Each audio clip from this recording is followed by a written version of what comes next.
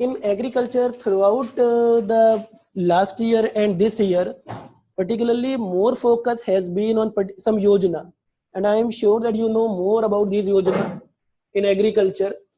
That one issue that always has drawn the attention of the scholars, that is water crisis or declining water table in India, especially groundwater table is declining rapidly, and due to that irrigation fact, you can say, so water table is declining in India, especially which India maximum declining? Northwest India, due to excessive groundwater depletion through tube well irrigation. Unfortunately, we are losing the water in that area where water was already lesser. Northwest India is not receiving much rainfall. And that's why in agriculture, not only Northwest India, but we are observing also crisis of water in which area?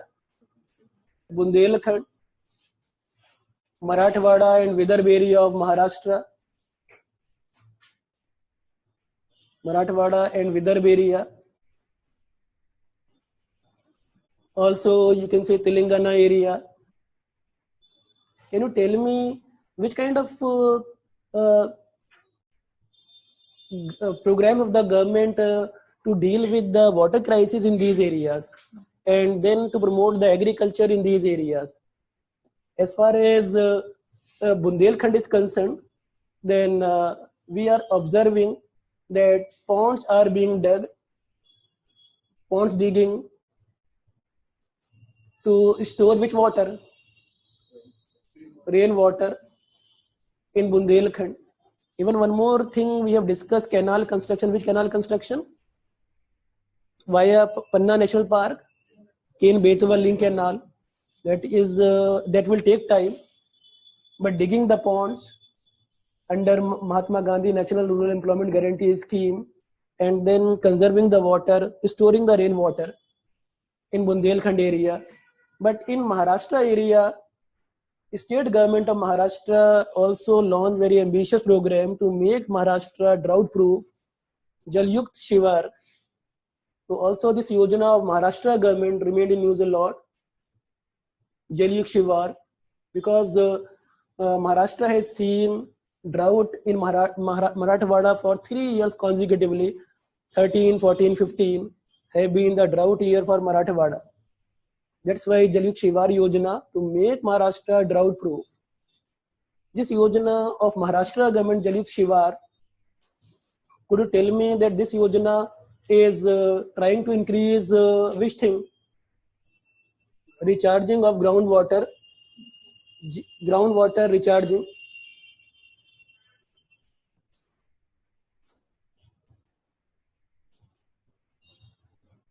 Recharging of groundwater, and also you can say focusing on which harvesting? Rainwater harvesting. Jal Yukt Shivar, even which kind of development? Watershed development, so that Maharashtra could be which kind of state? Drought proof. Thousands of crore scheme Jal Yukt Shivar, but reports are coming, the kind of results people were expecting could not be produced in Maharashtra. So Jal Yukt Shivar, though very ambitious program of Maharashtra government, but till now the kind of results are required, we are not observing that. Unlike that, one more yojana launched in Telangana, that is Kakatiya Yojana. Which yojana? Kakatiya Yojana. That this Kakatiya Yojana of Telangana linked with the water and focused on tank irrigation. Which kind of irrigation? Tank irrigation, and old tank in harder rock of Telangana, Peninsula Plateau, in which hard rock area earlier was used to store the water. Then old tanks restoration to collect the water in that zone, and we are observing that due to this Yojana, Kakatiya Yojana in Telangana, tank restoration program and irrigation facility is being provided to the farmer of Telangana. So Kakatiya remains quite successful. As successful stories we are listening nowadays of Telangana state, especially based upon tank restoration. In Bundelkhand, mainly pond digging, because Bundelkhand area, you can say, rather than tank irrigation, pond irrigation in surrounding area. And Jaluk Shivar in which area? Marathwada, Vidarbh area of Maharashtra, in which focus on recharging of groundwater and rainwater harvesting and watershed development. Could you tell me that these are the state specific, you can say, programs, but central government, union government also focused on water issue of agriculture by announcing which yojana? Pradhan Mantri Krishi Sinchai Yojana, PMKSY in 2015. What was the main aim of Pradhan Mantri Krishi Sinchai Yojana? Har khet ko pani and per drop more crop. So two major, you can say, PMKSY. One is per drop more crop.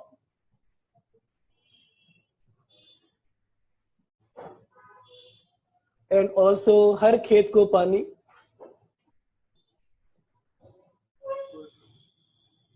PMKSY launched in 2015. But PMKSY is basically a kind of comprehensive, holistic program in which already existing programs like accelerated irrigation benefit program, like on-farm scheme, like integrated watershed development program were merged together.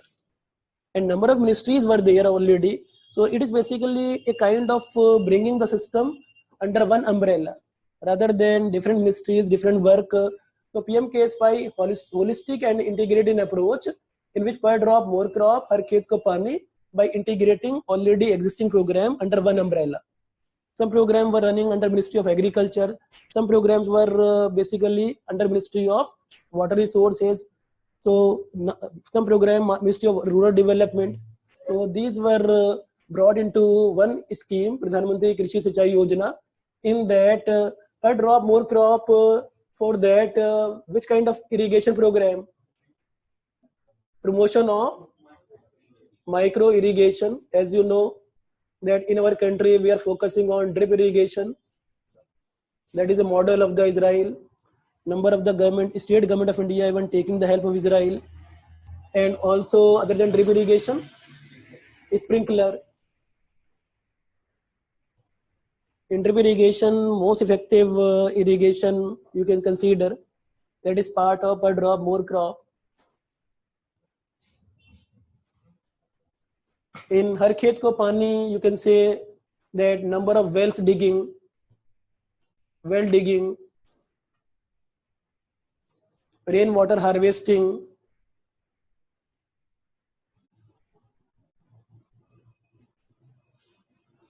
We are observing that government has focused a lot on irrigation part, because we are observing one thing in India, due to climate change, global warming, due to tropical climate, more water loss in soil, water evaporation is more.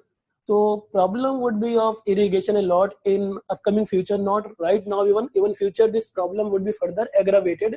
Therefore, we have to make the holistic planning for irrigation. Unfortunately, in India, around how much area is irrigated? 40% mainly by canal, tube well, etc. Tube well irrigation, canal irrigation. 40 to 45% area of India is irrigated, but it has to be increased. It means maximum area of India is still rain fed. So 40 to 45% area is irrigated, but maximum area, more than half area of India is still rain fed. That we even call by which name? Dry land farming. Dependent upon water, monsoon water. So micro irrigation scheme quite important here. But other than drip irrigation, even pending canal projects,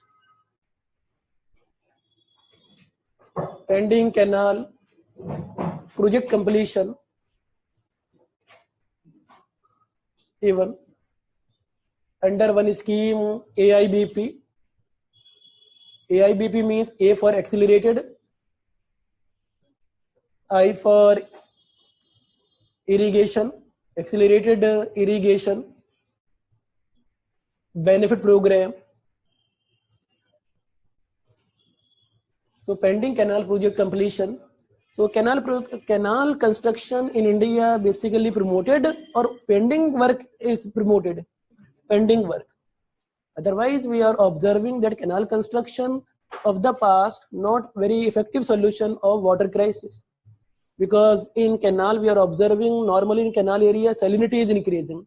Due to more percolation of the water, soil is becoming saline, either Indira Gandhi Canal or other canal of Punjab, Haryana and Western UP, even in Rajasthan.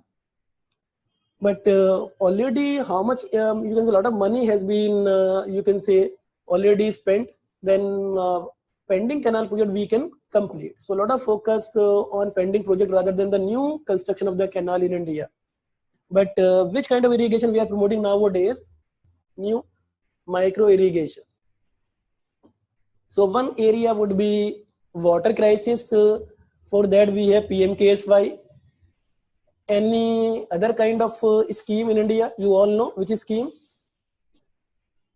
PMFBY of Feb 2016. This Pradhan Mantri Fasal Bima Yojana. That is ensuring that farmers should pay minimum, you can say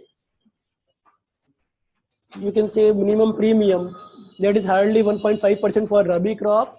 That is based upon irrigation lot, and 2% for Rabi, 1.5%, 2% for Kharif, that is based upon mainly monsoon, and 5% for commercial crop like horticulture, etc. Those are more, you can say, perishable crop and easily get damage. So 5% premium. So it is very less amount for the farmer. Rest of the amount government will pay on the behalf of the farmer, in which 50% share of the center, 50% share of the state. So it would be a win-win situation, and we will give the, you can say, kind of feeling to the farmer. In case your crop get damaged, you need not to worry. Crop damage is basically through natural disaster like drought, like flood, etc. Even diseases, you can say. But we need which kind of thing in PMFBY? We have to use which technology? Smartphone, drone, and also satellite technology to assess the crop damage, so that early compensation could be provided to the farmer. Compensation should be given by insurance companies, but as early as possible by using which technology? Drone, even smartphone. Pictures could be taken up and these scheme could be sent. Even you can say using remote sensing satellite technology. So PMFBY is also very important yojana, and farmers could not having fear to raise the crop through this. Even recent time, you can say in agriculture, in marketing, which yojana going on? In you can say clubbing all the agriculture mandis by bringing change in APMC, and state governments, those registering earlier, it is being recommended that should be one agriculture mandi in future. So ENAM also remained in news. This part has been discussed a lot, I think, in your economics portion. Any other yojana is going on in Indian agriculture other than that? Also promotion to which farming? Organic farming. Can you tell me organic farming is promoted in which state of India? Northeast. What has been the reason to promote the organic farming in Northeast? Because already in that area, less chemical fertilizer, less chemical pesticide they use. So their soil is mainly having very less chemical content already. So if we say that in Punjab area, we go for organic farming. So in Punjab soil, in which we have pumped a lot of chemical fertilizer and chemical pesticide in the past, then can we call that without any fertilizer, even we raise the crop, will it be free from, you can say, chemical content? In soil, lot of chemical content already there. To detoxify the soil of the Punjab, Haryana will take time. But in Northeast, less chemical fertilizer have been used in the past, then these could be better known for organic farming, in which state has taken the lead? Sikkim. So Sikkim has been declared as the state for organic farming in our country. So Sikkim has taken the lead, even Meghalaya in present time. So Northeast is the best area for organic farming. But definitely in organic farming, we focus on which kind of fertilizer? Biofertilizer, biopesticide. Any one of you can tell me that it means that we do not use any chemical fertilizer, any chemical pesticide in organic farming? Or you can say more restriction on chemical fertilizer and pesticide, more restriction. So that is very important. To say it is 100% organic, it is wrong thing. Farmers would not raise the crop without chemical fertilizer. Fertilizers are required, chemical fertilizer, but highly restricted. Their use and promotion to more biofertilizer, biopesticide in organic farming. Even in India, we are observing that focus is also one more way to increase the income of the farmer, to make the farmer income double by 2022, and for that even crop diversification, increasing the farmer income by 2022, doubling the farmer income. Crop diversification would be very much important for that. In crop diversification, to increase the income of the farmer, which kind of crops are being discussed? Pulses crop, oilseeds crop, rather than simply wheat and rice. Monoculture in wheat and rice did not improve the condition of the farmer, rather deteriorated the condition of the farmer. Any one of you can tell me pulses, oilseed, even the horticulture crop, market rates are high, market rate is less. Market rates are high. Only which thing government has to do in these areas? If we want to promote crop diversification in our country, to increase the income of the farmer, and to make farming also more sustainable agriculture, because pulses, oilseed, horticulture crop will not be much burden on the water. Less water is required for these crop, and more employment generation in these crop. Small and marginal farmers are engaged in these crop. So generally, these kind of farming is done by rich farmer or small and marginal. Small and marginal farmer. So easily their income could be doubled. So rather than wheat and rice promotion of these, but what government can provide incentive for raising these crop? By increasing minimum support prices and strengthening procurement. Strengthen procurement and also increasing the MSP. Farmers continuously say that whatever they raise the crop, they must be getting profit at least 50% on input cost. And they say that our MSP or minimum support prices should be basically declared on this basis. Which basis? That whatever input cost is there of raising the crop, they need above that 50% profit on that. For example, if they invest 20,000 rupees, then they need 10,000 rupees as a profit at least. So accordingly, MSP must be declared. But in India, MSP is mainly declared by the perspective of consumer rather than the farmer. So farmers are saying that to make the business profitable, we need this kind of 50% profit above the input cost. So MSP for pulses, for example, last year around 5,000 rupees per quintal, but farmers are demanding 5,000 to 7,000 rupees, 7,000 around. So that is very genuine demand of the farmer, and government is thinking about that, how to make the system in that way in which 50% profit would be given above the input cost, and declaring the MSP in that way, so that farmer could sell their crop to the government outlet in that prices. And in these kind of crop, even government has to ensure which kind of thing? Even irrigation, Which irrigation?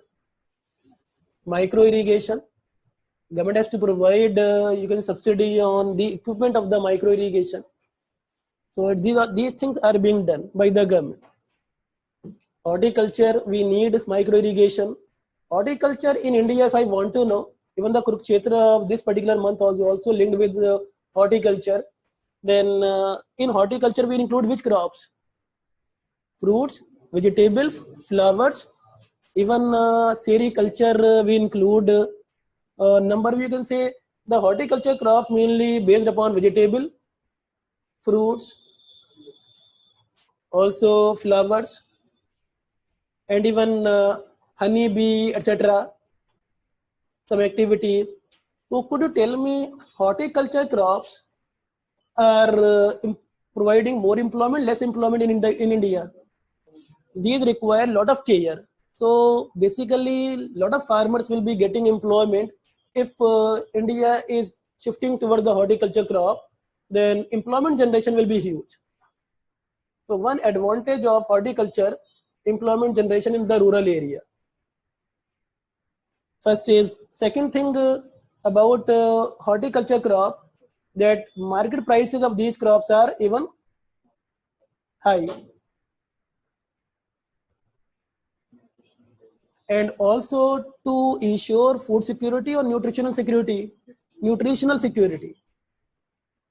will be getting you can say food from wheat and rice, but until we eat or consume proper fruits and vegetable, mineral deficiency, to nutritional deficiency we want to reduce, then we need horticulture crop, nutritional security. So more employment, more nutritional security, and high market prices or income of the farmer would increase considerably. Fortunately, from 5 years, we are observing continuously that horticulture crop production in India increasing. Around 30% share in the agriculture GDP is coming from horticulture. So 30% share in which GDP? Agriculture GDP is basically contributed by horticulture. And what is the, you can say, the total weight of the horticulture crop, including these crops? Approximately 280 million ton. That is more than food grain crop or less than food grain crop? More than food grain crop. So in present time, we are observing that horticulture crop, as far as weight is concerned, more than food grain crop. So definitely farmers are ready for horticulture. They need cold storage facility because it is perishable. They need good quality plant so that production could be increased. So India, you can say, even discuss in horticulture that it is basically silent revolution. Sometimes we say about the horticulture. Farmers are ready for that. Only some if things we fulfill the concerns of the farmer, good quality plant, cold storage facility, etc., then definitely farmer will bring this kind of revolution in horticulture. Which kind of mission is going on in India regarding horticulture? National Integrated Mission for Horticulture. Already running schemes have been clubbed together into which mission? NIMH.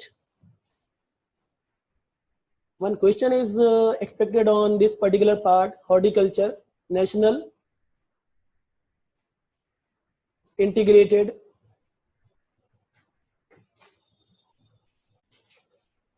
Mission on Horticulture.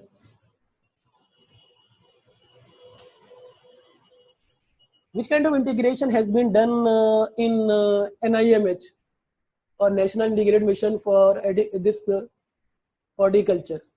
Already running schemes, NHB or NHM, National Horticulture Mission. National Horticulture Mission has been subsumed in NIMH.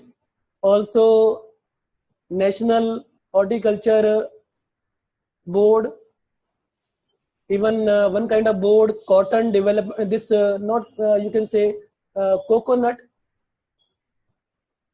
development board.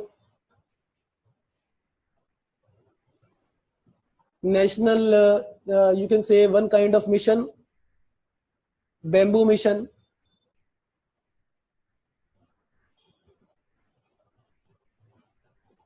So bamboo is also included in this kind of mission.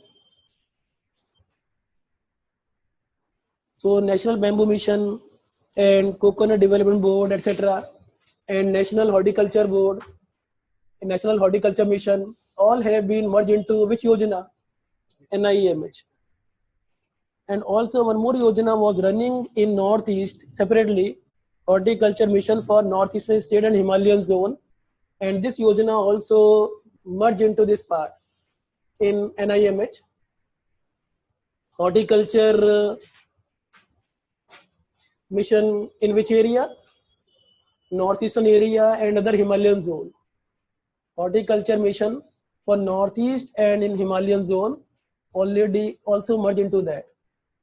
So rather than number of programs in horticulture, only which mission we have now? NIMH, National Integrated Mission on Horticulture, in which number of already running programs have been merged.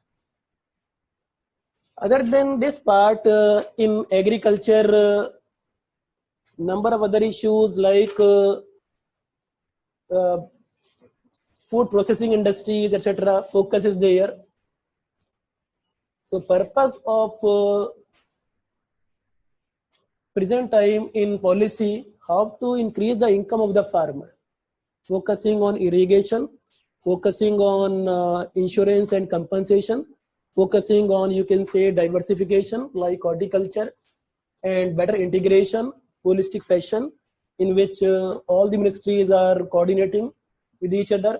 Unfortunately, what we are observing till now, that income of farmer is not going to increase much due to number of reasons. One reason is drought, climate change, and other challenges also.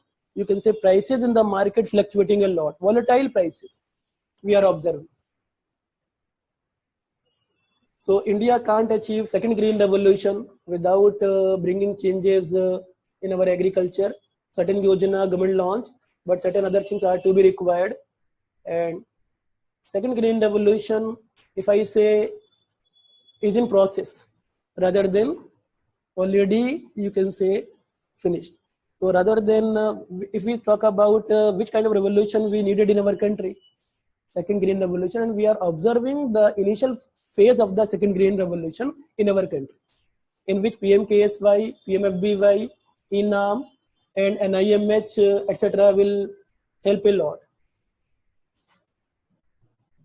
Okay, other than this part of agriculture, in agriculture, one kind of agriculture even being discussed in India.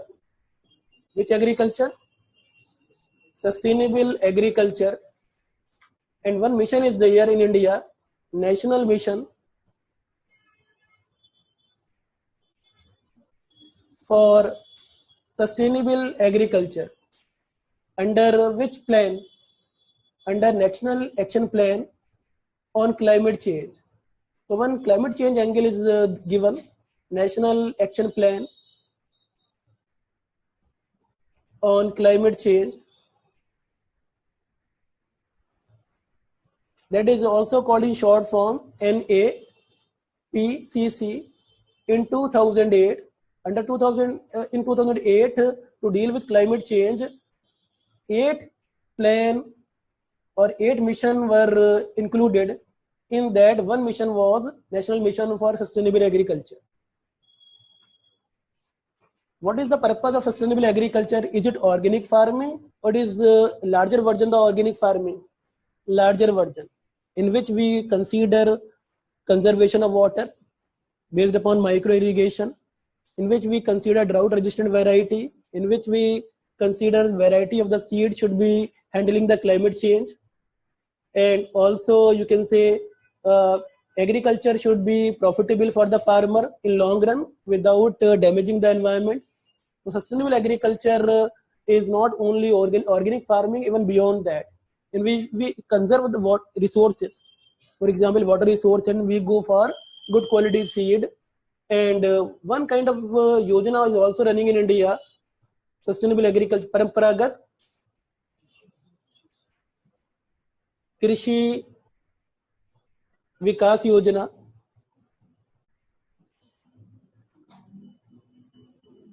in which we are also, you can say, focusing on older kind of practices of country. Could you tell me that in sustainable agriculture nowadays, in which kind of Paramparagat Krishi Vikas Yojana, rather than plowing a lot, we are discussing which kind of technique? Zero tillage. Zero tillage means that tilling is more or tilling is negligible. Tilling is what? Breaking the soil. Breaking the soil will definitely help, we consider. But in dry land area and where soil erosion is more, once we break the soil, then what would happen? Moisture would be easily evaporated and water loss would be easy. And generally in dry land area, which kind of farming we should promote? Tilling or zero tillage? Zero tillage or no tillage. So this must be promoted.